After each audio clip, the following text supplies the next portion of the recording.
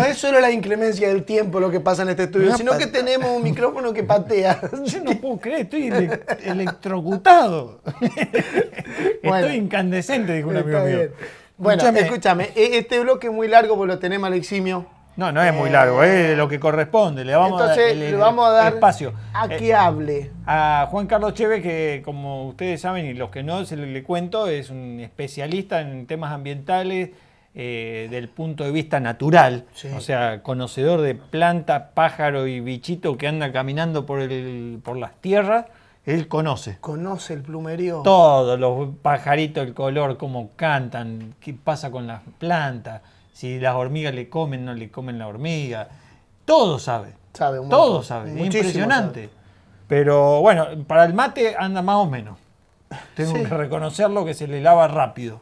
Pero bueno, ¿viste? Algunos tienen una habilidad para una cosa, otros tienen para otra. Así que vamos a verlo a Juan Carlos escuchar lo Cheve, que nos cuenta, que es un tema interesante que está pasando en el Chaco.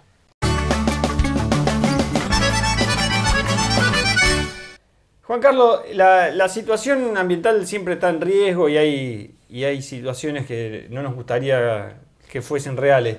Pero también hay veces que se dan situaciones que estamos a las puertas de una gran posibilidad de anexar para la conservación una gran cantidad de hectáreas, como está pasando en el Chaco.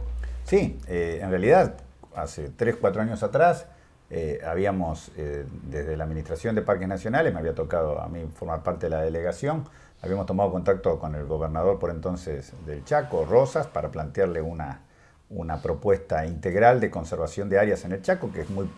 Si bien hay reservas naturales, el Parque Nacional Chaco desde hace muchos años, una reserva provincial Loro Hablador en el Impenetrable, un parque provincial Fuerte Esperanza, el Parque Provincial Pampa del Indio, es insuficiente para el tipo de ambientes que tiene que proteger el Chaco, que son ambientes donde las especies tienen que andar mucho para conseguir su alimento, entonces los territorios del yaguareté se vuelven más extensos que en otros lados, y se necesita proteger grandes sectores. Entonces, cuando empezamos a buscar grandes sectores para proteger, apareció una propiedad muy interesante que se llama La Fidelidad, una vieja estancia que se pudo mantener milagrosamente hasta nuestros días como un gran bloque, con 100.000 hectáreas del lado de Formosa y 150.000 hectáreas del lado chaqueño, entre el Bermejito, que es un antiguo cauce del Bermejo, y el Teuco o Bermejo.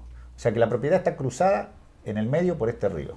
Es más, todo lo que hacen canotaje y excursiones náuticas por el río te van a hablar de que hay un lugar donde ven cruzar tapires nadando, donde se asoman a las costas animales de los más variados, están cruzando La Fidelidad. Claro. O sea, eso es producto de que por suerte esa propiedad no se transformó en tierras agrícolas, no se subdividió, tuvo algo de ganadería, pero no muy intensa, con lo cual los ambientes están muy bien conservados.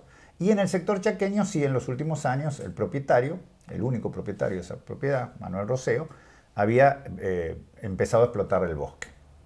Ya desde los años 95, 96, gente de la Intendencia del Parque Nacional Chaco nos había llamado la atención a la Casa Central de Parques sobre esta propiedad. Luego, cuando se crea la Delegación Regional Nordeste, que yo dirigí durante 8 años, hicimos mucho esfuerzo desde ahí, con sede en Iguazú, atendíamos los parques del Chaco, para que se sumara a esta área como reserva. Tuvimos algunas entrevistas no muy felices con este propietario que de ecología no entendía mucho y que veía más bien la llegada nuestra como una amenaza. Incluso lamentablemente no pudimos hacer, habiendo enviado todo un equipo, una vez el relevamiento integral del campo para ver qué flora y fauna había, y lo terminamos teniendo que hacer con cazadores furtivos que nos daban los datos y las fotos de lo que habían cazado. Claro. Habían cazado pecarí de collar, el chancho rosillo, el maján o pecarí de labiado, de los que había piaras enormes, osos hormigueros, chanchos quimileros, ese chancho que se creía fósil y apareció vivito y coleando en el año 74 en el Chaco argentino y paraguayo. Hay yaguareté, hay águila coronada. Es una maravilla porque es un Chaco seco con agua. Claro. Cruza el Bermejo. El Parque Nacional Copo en Santiago del Estero son 170.000 hectáreas de bosque chaqueño, pero muy seco, con algunas sabras de pasto, pero no hay un pozo de agua. Claro. Es el Chaco seco propiamente dicho. Entonces, si podemos tener el sistema de Copo, más unas tierras vecinas que había disponibles por ese entonces en Chaco, que se llamaban La Pirámide, es el angulito recto donde el Chaco toca con Santiago del Estero, podíamos convertir a Copo en un parque biprovincial. Luego hacer un corredor que uniera la reserva Loro Hablador y Fuerte Esperanza, y a su vez esto con una reserva natural cultural con indígenas, a La Fidelidad. Y la Fidelidad ya cruzaba a Formosa. Y después se podía sumar un corredor al Bañado de la Estrella y de allí a un parque nacional que tienen Tinfunqué, los paraguayos, de su lado. O sea, era para todo el Chaco el eslabón clave. ¿Y cuál es la situación actual? Y la situación es que hace unos días nos sorprendieron, primero me lo enviaron desde Resistencia, la noticia, luego se hicieron ecos de diarios importantes nacionales, lo han matado a este hombre, al propietario, de una forma criminal muy fea, a él y a su compañera. Vivían solos, gente muy humilde, más allá de la fortuna que tenían en tierras. Vivían en una situación que nadie lo puede creer, una casa muy sencilla. Y bueno, parece sin herederos, desaparecieron las carpetas con los movimientos madereros, con los títulos. A él le estaban vendiendo las tierras inmobiliarias de otras provincias. A mí mismo me habían llegado a decir que ya lo de Formosa estaba perdido, y en realidad parece que no era la firma de él. Entonces el hombre se preocupó y empezó a investigar. Y dicen que cuando vieron que empezó a investigar, para que no se comprometan los que habían hecho estas acciones, lo enviaron a matar. Entonces mi duda es, ¿qué hubiera sido de don Manuel Roseo si hubiéramos podido, con la continuidad deseada? Porque ¿cuál fue el problema de todo esto? Esto se habló con Rosas, pero después cambiaron los gobiernos, muchos de los actores nos corrimos a otras instituciones. Yo sigo siendo un hombre de Parques Nacionales, pero estoy trabajando desde hace años en la Fundación Azara, y a veces los expedientes solos no se mueven, los mueven los hombres a los expedientes. Lógico. Entonces, teniendo un lindo expediente, la Fidelidad no se concretó como parque, pero como acá se trata de ver la mitad llena del vaso, bueno, ¿no será este el momento, aún triste con esta noticia desoladora, de que nos pongamos a hablar seriamente con las autoridades nacionales, o sea, parques nacionales, más la provincia del Chaco y las actuales autoridades y la provincia de Formosa, para armar este Parque Nacional Biprovincial de la Fidelidad? Sería una muy linda oportunidad. Tristemente, las noticias y señales desde el Chaco no son promisorias.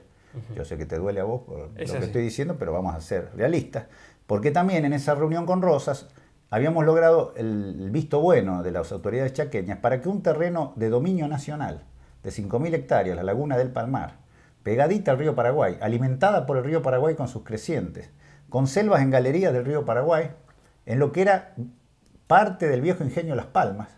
Lo último que le quedaba a la nación de ese ingenio eran estas 5.000 hectáreas. Detectado este terreno, relevado por las autoridades de parques, lo que queríamos era que por un decreto el presidente de la nación los declare reserva natural silvestre. Eso quedó con el expediente armado, con el visto bueno del gobernador del Chaco, pero por alguna razón no se movilizó tampoco. Quedó en un cajón. Quedó olvidado. El ambientalismo lo olvidó, porque acá no es cuestión de culpar a las autoridades.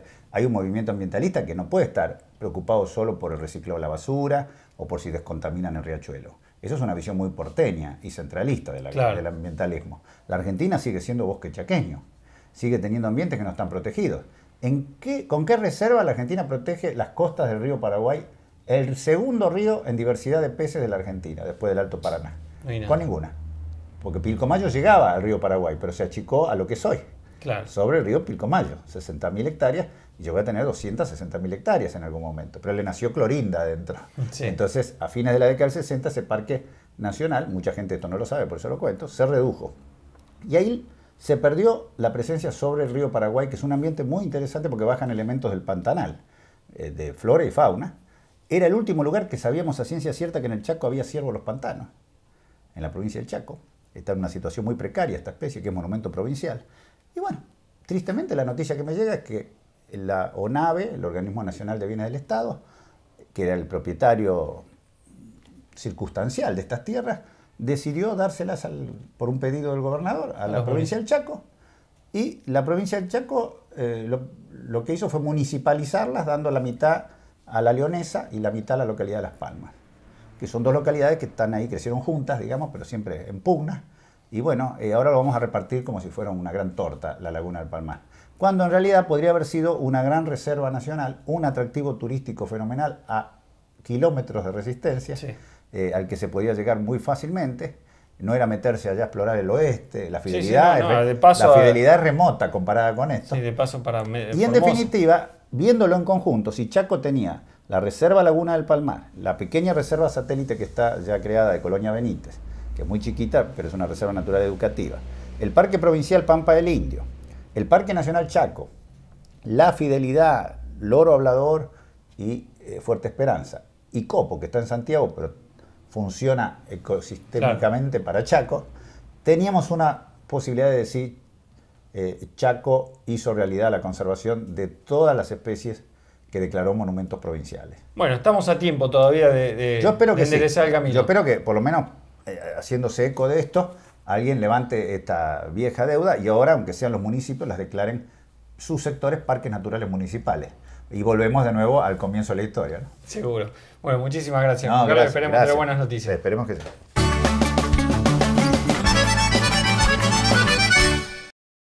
Y Fabio, ¿qué te parece, Juan Carlos? Como siempre, magistral, aparte es un tema muy importante lo que está hablando de esta estancia, porque es una zona que realmente es importante conservar. Tal es así que el 5 de marzo salió una noticia en la página de Juan Carlos Chévez, que es losquesevan.com.ar, losquesevan.com solo, donde da cuenta que un funcionario de la provincia del Chaco, Miguel Brunswick, que es subsecretario de Recursos Naturales, anunció que la provincia tomó la decisión de preservar las tierras del productor Manuel Roseo para hacer un parque nacional.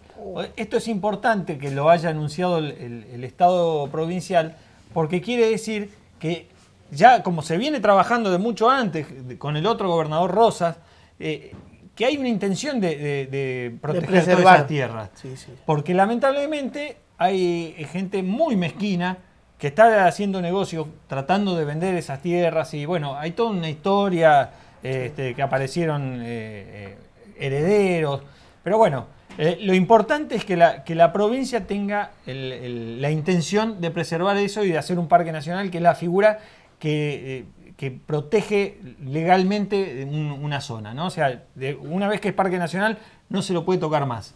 Entonces, además que es un importante recurso turístico para la provincia. Sí, sí, por supuesto. Una vez que hay un parque nacional de ese estilo, se empieza a generar el interés a nivel mundial por conocerlo, y empieza a venir el turismo y se genera mano de obra y todo esto. Lo que falta es que la provincia de Formosa haga lo mismo con el otro pedazo de La Fidelidad que está cruzando el río. Así que ahí va a haber mucho más algarrobo, si Dios quiere, ¿no? Si Dios quiere, vamos a por lo menos poder ver un árbol en pie a futuro. Así que los tucumanos que no vayan. Bueno, nos vamos al corte y enseguida volvemos.